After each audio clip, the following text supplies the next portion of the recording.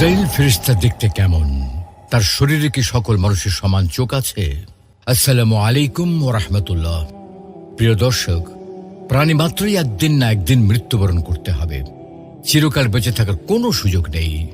তবে আল্লাহ তাআলা এর জন্য একটা নির্দিষ্ট প্রক্রিয়া রেখেছেন, একজন নির্দিষ্ট ফেরেশতাকে দায়িত্ব দিয়েছেন। কারণ আল্লাহ তাআলা পৃথিবীকে নিয়মতান্ত্রিকভাবে সৃষ্টি করেছেন। অতএব মৃত্যুর জন্য তিনি কিছু নির্দিষ্ট নিয়ম কানুন সৃষ্টি করেছেন, আর সে নিয়ম মেনেই মানুষের জান কবজ করে মৃত্যুর ফেরেশতা। কিন্তু প্রশ্ন হলো, কেমন সেই ফেরেশতা যিনি পৃথিবীর সকল মানুষের প্রাণ হরণের মতো সবচেয়ে নিষ্ঠুর কাজটি সম্পাদন করেন? তার আকার আকৃতি দেখতে কেমন? সকল মানুষের সামনে কি তিনি একই আকৃতিতে হাজির হন, নাকি ভিন্ন ভিন্ন অবয়বে আসেন? পৃথিবীর কেউ কি তাকে নিজ আকৃতি দেখেছেন? এইসব নিয়ে আজ আমাদের বিশেষ আয়োজন। তাই রহস্য রোমাঞ্চে ঘেরা এই আলোচনা শুনতে শেষ পর্যন্ত আমাদের সাথেই থাকুন। মৃত্যু দূতের পরিচয়। প্রিয় দর্শক, কোরআনে বলা হয়েছে প্রত্যেক আত্মাকে মৃত্যুর স্বাদ লাভ করতে হবে। মৃত্যু হল পৃথিবীর জীবনকালের সমাপ্তি। প্রতিটি মানুষের মৃত্যুর স্থান, দিনক্ষণ সুনির্দিষ্ট। মৃত্যুর স্থান সম্বন্ধে কোরআনে সূরা নিসায় বলা হয়েছে, আইনামা তাকুনু ইউদরিকুমুল মাউত ওয়ালাউ কুনতুম ফি বুরুজিম মুশাইয়াদাহ। তোমরা যেখানেই থাকো না কেন, মৃত্যু কিন্তু তোমাদেরকে পাকড়াও করবেই। যদি তোমরা সুদৃঢ় দুর্গের ভেতরেও অবস্থান করো, তবুও মৃত্যু তোমাদেরকে পাকড়াও করবে। মৃত্যুর সময় সম্বন্ধে কোরআনে সূরা আরাফে বলা হয়েছে, ওয়ালিকুল্লি উম্মাতিন আজাল ফাইযা জাআ আজালুহুম লা ইস্তাখিরুনা সাআতান ওয়া লা ইস্তাকদিমুন। প্রত্যেক সম্প্রদায়ের একটি মৃত্যুর মেয়াদ রয়েছে। যখন তাদের মেয়াদ বা মৃত্যু এসে যাবে, তখন তারা না এক মুহূর্ত পিছিয়ে যেতে পারবে আর না এগিয়ে আসতে পারবে। এই আয়াত দ্বারা সুস্পষ্টভাবে প্রমাণিত হয়, মৃত্যু এক অমোঘ ও সুনির্দিষ্ট বিষয়। এটা এড়ানোর কোনো সুযোগ নেই। কোনো ব্যক্তি যতই ক্ষমতাশীল হোক আর যত দুর্বল হোক, কারো পক্ষে মৃত্যুকে এড়িয়ে যাওয়া সম্ভব নয়। তবে কথা হলো, আল্লাহ তাআলা যেভাবে নিয়মতান্ত্রিকভাবে এই পৃথিবীকে সৃষ্টি করেছেন, যেভাবে সুশৃঙ্খলভাবে তা পরিচালনা করেন, তেমনি মৃত্যুকেও তিনি সুশৃঙ্খলভাবে পরিচালনা করেন। এজন্য নির্দিষ্ট এক ফেরেশতাকে দায়িত্ব প্রদান করেছেন। ইসলামী বিশ্বাস অনুসারে মৃত্যুর দায়িত্বপ্রাপ্ত এই দূতের নাম হলো আজরাইল। তিনি একজন দেবদূত বা ফেরেশতা, যার কাজ হচ্ছে আল্লাহর নির্দেশনা অনুযায়ী প্রাণীর প্রাণ সংহার করা। কোরআন সুন্নাহর বর্ণনা অনুসারে মৃত্যুকালে আজরাইল আলাইহিস সালাম ব্যক্তির আমল বা কৃতকর্ম অনুযায়ী ভালো মানুষের কাছে পবিত্র রূপে আর পাপীদের কাছে ভয়ঙ্কর রূপে আবির্ভূত হন এবং মানুষের রূহ কবজ করেন। নামকরণ। ইংরেজিতে আজরাইল শব্দটির অর্থ হল সৃষ্টিকর্তাকে সাহায্য করা, যা আরবি থেকে আবির্ভূত হয়েছে। ইসলাম, শিখ ও হিব্রুদের ধর্মে এর উপস্থিতি আছে। আল কোরআনে আজরাইল নামের কোনো অস্তিত্ব নাই, তবে পবিত্র কোরআনে মালাকুল মউত শব্দটি ব্যবহার করা হয়েছে। দুটি শব্দই মৃত্যুর দূত বা ফেরেশতা অর্থ প্রকাশ করে। দায়িত্ব ও প্রক্রিয়া। আল কোরআনের সূরা সাজদার 11 নম্বর আয়াতে আল্লাহ তাআলা বলেন, قل يتوفاكم ملك الموت الذي وكل بكم ثم إلى ربكم ترجعون। বলে দিন, তোমাদের জান কবজের দায়িত্বে নিয়োজিত ফেরেশতা তোমাদের প্রাণ হরণ করবে, অতঃপর তোমরা তোমাদের রবের কাছে ফিরে যাবে। সূরা আনআমের 61 নম্বর আয়াতে ঘোষণা করা হয়েছে, وهو القاهر فوق عباده ويرسل عليكم حفظه حتى إذا جاء أحدكم الموت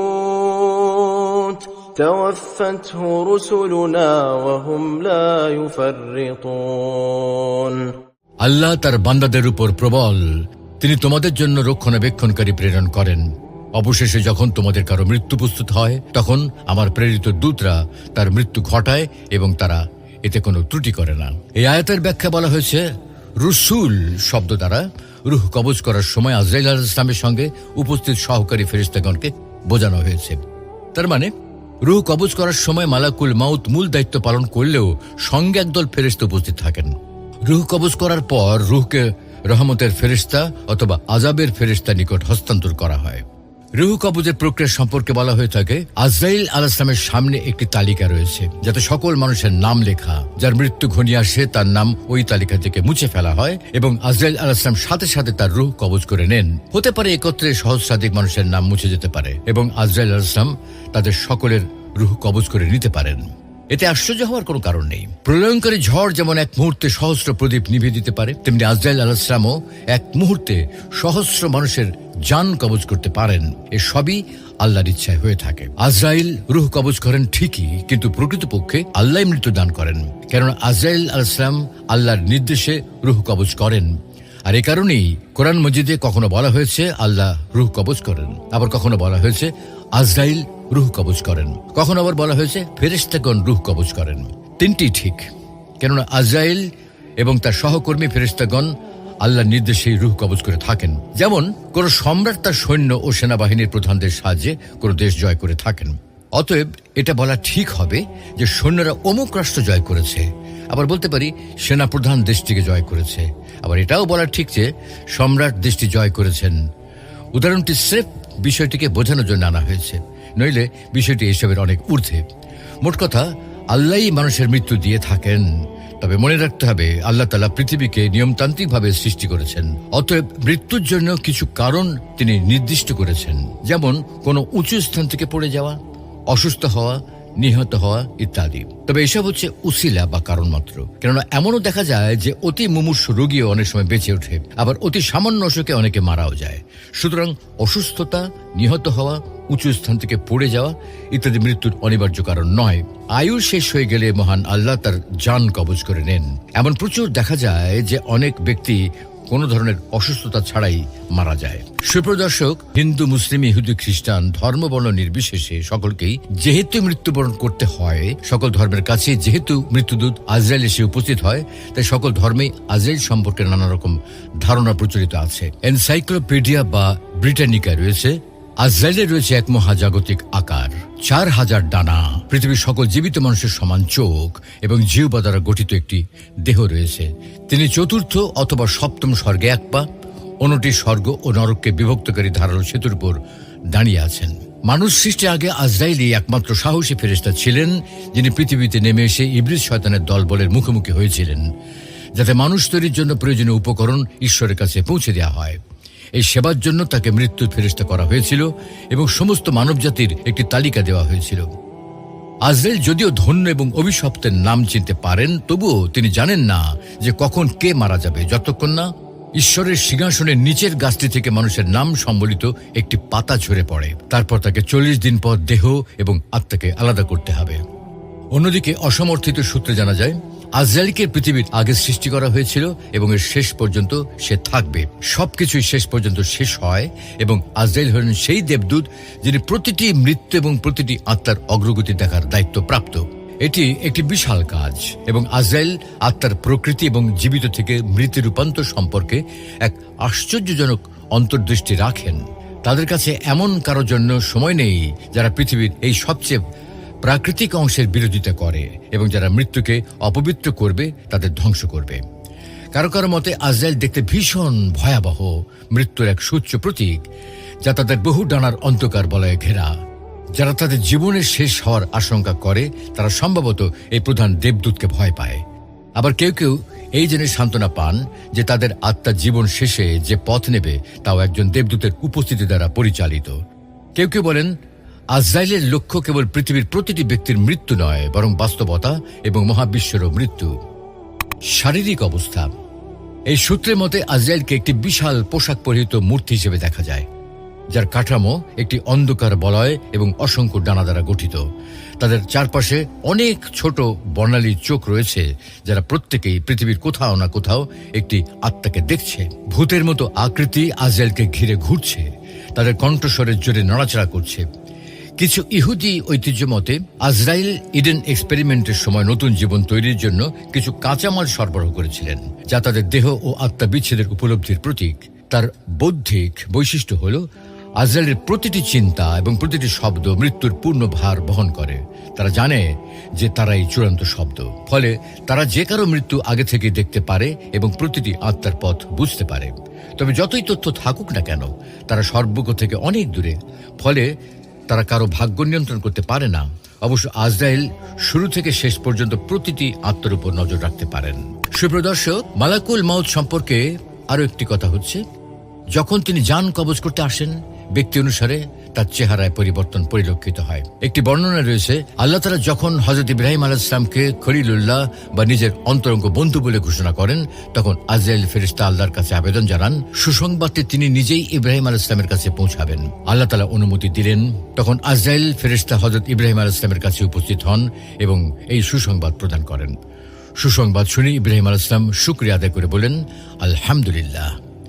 এই সময় ইব্রাহিম আলাইহিস সালাম ফেরেশতাকে বললেন, হে জান কবজের ফেরেশতা, আমাকে দেখাও কিভাবে তুমি কাফেরদের রূহ কেড়ে নাও। আজরাইল ফেরেশতা বলেন, হে আল্লাহর বন্ধু, আপনার পক্ষে সেই ভয়ঙ্কর আকৃতি দেখা সম্ভব নয়। কিন্তু ইব্রাহিম আলাইহিস সালাম তারপরও নাছোড়বান্দা, নিজ অনুরোধে অটল। উপায় না দেখে মওতের ফেরেশতা কৃষ্ণ মুখ ধারণ করলেন। আসমানের সঙ্গে তার মাথা লাগোয়া, মুখ থেকে বের হচ্ছিল আগুনের স্ফুলিঙ্গ। শরীরে কোনো পশম নেই, সে কি এক বিভৎস আকৃতি। ইব্রাহিম আলাইহিস সালাম দেখে বেহুশ হয়ে পড়ে যান। অনেকক্ষণ পর তার জ্ঞান ফিরে আসে। ততক্ষণে ফেরেশতাও স্বাভাবিক রূপে ফিরে আসেন। ইব্রাহিম আলাইহিস সালাম বলেন, তোমার এই ভয়ঙ্কর আকৃতি তো কাফেরদের কঠিন বিপদের জন্য যথেষ্ট। আমাকে এবার দেখাও কিভাবে মুমিন ব্যক্তির রূহ তুলে নাও। এবার আজরাইল ফেরেশতা এক সুদর্শন যুবকের আকৃতি ধারণ করলেন। সে তো শুভ্র পোশাক পরিহিত, শরীর থেকে বের হচ্ছিল অপূর্ব সুগন্ধি। এই অবস্থা থেকে ইব্রাহিম আলাইহিস সালাম বলেন, কোন মুমিন যদি মৃত্যুর সময় শুধু তোমার আকৃতি দেখে, এটাই তার জন্য যথেষ্ট। অন্য আরেক সূত্রে রয়েছে, ইব্রাহিম আলাইহিস সালাম বললেন, কাফেরদের জান কবজ করার সময় আজরাইলের চেহারা কেমন হয় আমি তা দেখতে চাই। বলা হলো, আপনি তা দেখে সহ্য করতে পারবেন না। ইব্রাহিম আলাইহিস সালাম বললেন, আমার দেখার ইচ্ছা হচ্ছে। তখন আজরাইল আলাইহিস সালাম ওই অবস্থায় তার সামনে হাজির হলেন। ইব্রাহিম আলাইহিস সালাম দেখলেন একজন ময়লা ও কালো কাপড় পরা দুর্গন্ধযুক্ত কুৎসিত লোক, যার শরীরের পশম খাড়া হয়ে আছে এবং নাক ও মুখ দিয়ে আগুনের ফুলকি বের হচ্ছে। ইব্রাহিম আলাইহিস সালাম অজ্ঞান হয়ে পড়ে গেলেন। জ্ঞান ফিরে আসার পর বললেন, কাফেরদের যদি আর কোনো আযাব না হয়, তোমাকে দেখার আযাবই তাদের জন্য যথেষ্ট। তবে মুমিনদের ক্ষেত্রে বিপরীত। শয়তান বাম দিক থেকে মুমূর্ষু মৃত্যুপথযাত্রী ব্যক্তির কাছে আসে, আর ফেরেশতাগণ ডান দিক থেকে আসেন। শয়তানদের কাজ হলো প্রতারণা করা, বিশেষ করে মৃত্যুর সময়। যদি সামান্যতম ইমানও কারো অবশিষ্ট থাকে, সেটাও ছিনিয়ে নেওয়ার জন্যে। কেননা শেষ পরিণতি মানুষের সৌভাগ্য ও দুর্ভাগ্যকে নির্ণয় করে। যে যেমনভাবে জীবনযাপন করেছে তেমনিভাবেই মৃত্যুবরণ করবে, এবং যেমনভাবে মৃত্যুবরণ করবে তেমনিভাবেই পুনরুত্থিত হবে। মৃত্যুর সময় যে নেক আশা দিয়ে মৃত্যুবরণ করবে, সে পরকালে তাই দেখতে পাবে। আর যদি প্রবৃত্তির তাড়না থেকে, তাহলে গভীর অন্ধকারে নিমজ্জিত হবে। তবে যদি কেউ সত্যিকার অর্থে ঈমান আনে, তবে আল্লাহ তাদেরকে প্রতিশ্রুতি দিয়েছেন, শয়তান তাদেরকে গোমরা করতে পারবে না। আবু জাকারিয়া রাজিকে মৃত্যুর সময় বলা হলো, বলো লা ইলাহা ইল্লাল্লাহ। তিনি বললেন, বলবো না। অতঃপর বেহুশ হয়ে গেলেন। জ্ঞান ফেরার পর বলল, কেউ একজন আমাকে বলছিল, যদি সৌভাগ্যবান হতে চাও তাহলে বলো ঈসা ইবনুল্লাহ। আমি বললাম, বলবো না।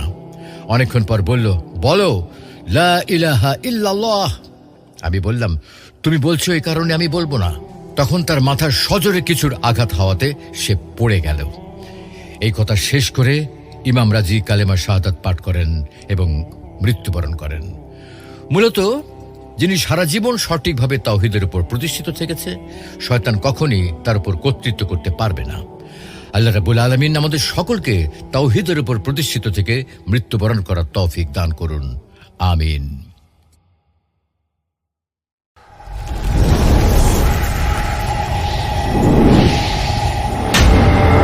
আজরাইল ফেরেশতা দেখতে কেমন?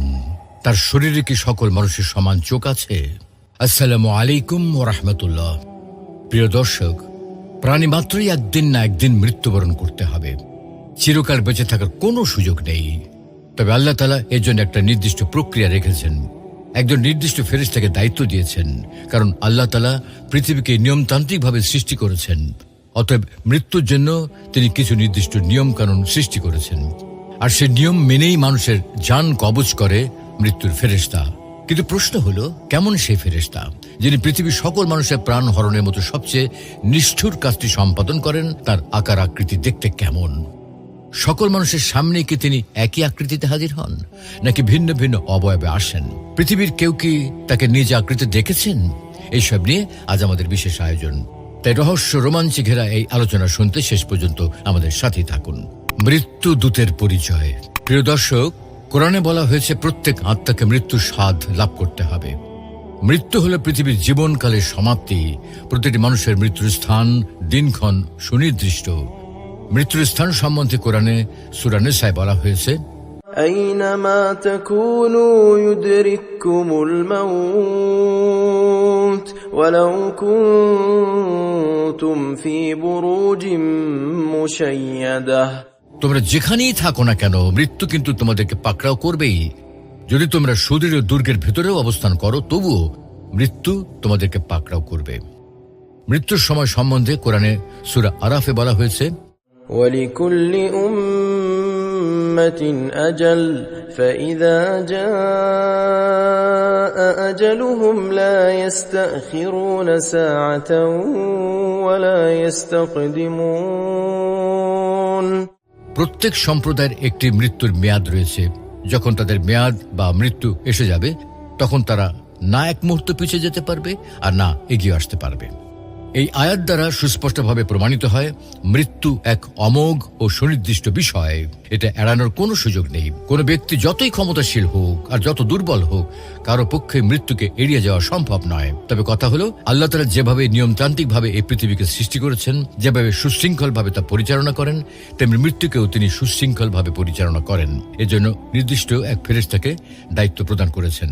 ইসলামী বিশ্বাস অনুসারে মৃত্যুর দায়িত্বপ্রাপ্ত এই দূতের নাম হলো আজরাইল। তিনি একজন দেবদূত বা ফেরেশতা, যার কাজ হচ্ছে আল্লাহর নির্দেশনা অনুযায়ী প্রাণীর প্রাণ সংহার করা। কোরআন সুন্নাহর বর্ণনা অনুসারে মৃত্যুকালে আজরাইল আলাইহিস সালাম ব্যক্তির আমল বা কৃতকর্ম অনুযায়ী ভালো মানুষের কাছে পবিত্র রূপে আর পাপীদের কাছে ভয়ঙ্কর রূপে আবির্ভূত হন এবং মানুষের রূহ কবজ করেন।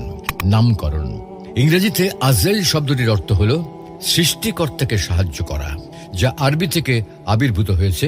ইসলাম, শিখ ও হিব্রুদের ধর্মে এর উপস্থিতি আছে। আল কোরআনে আজরাইল নামের কোনো অস্তিত্ব নাই, তবে পবিত্র কোরআনে মালাকুল মউত শব্দটি ব্যবহার করা হয়েছে। দুটি শব্দই মৃত্যুর দূত বা ফেরেশতা অর্থ প্রকাশ করে। দায়িত্ব ও প্রক্রিয়া।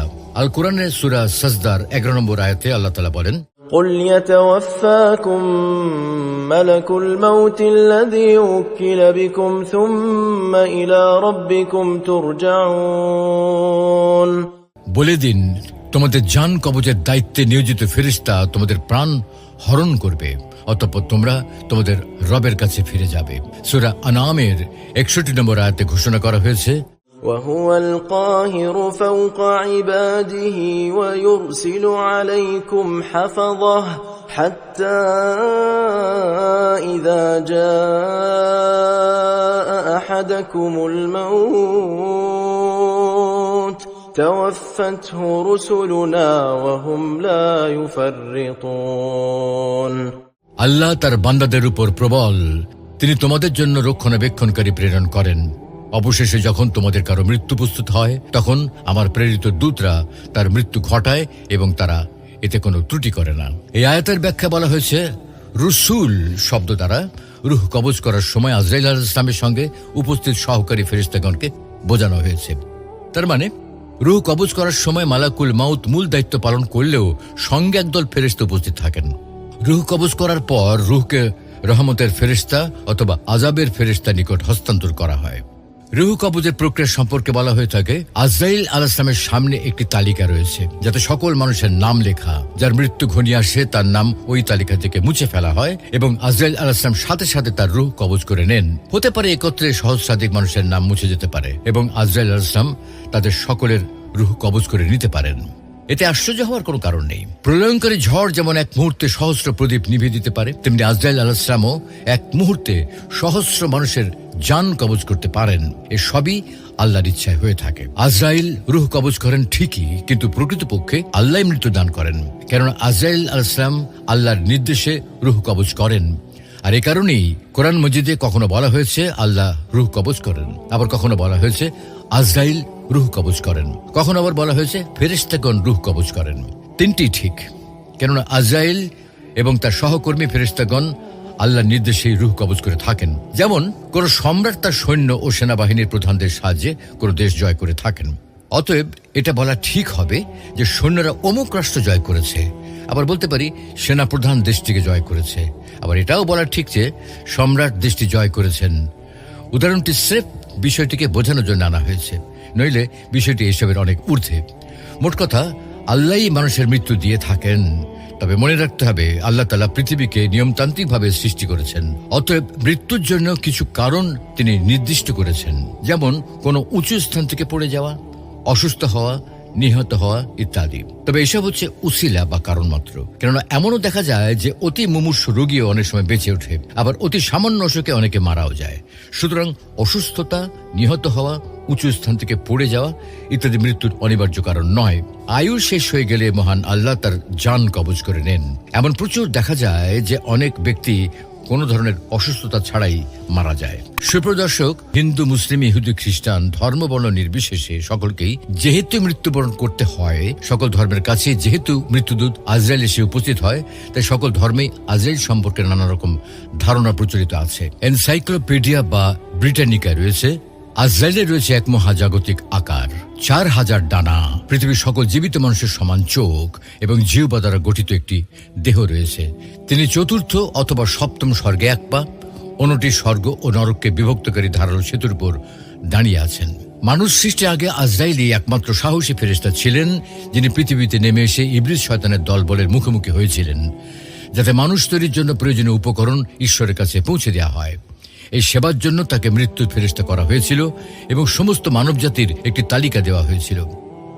আজরাইল যদিও ধন্য এবং অভিশপ্তের নাম চিনতে পারেন, তবুও তিনি জানেন না যে কখন কে মারা যাবে, যতক্ষণ না ঈশ্বরের সিংহাসনের নিচের গাছটি থেকে মানুষের নাম সম্বলিত একটি পাতা ঝরে পড়ে। তারপর তাকে 40 দিন পর দেহ এবং আত্মাকে আলাদা করতে হবে।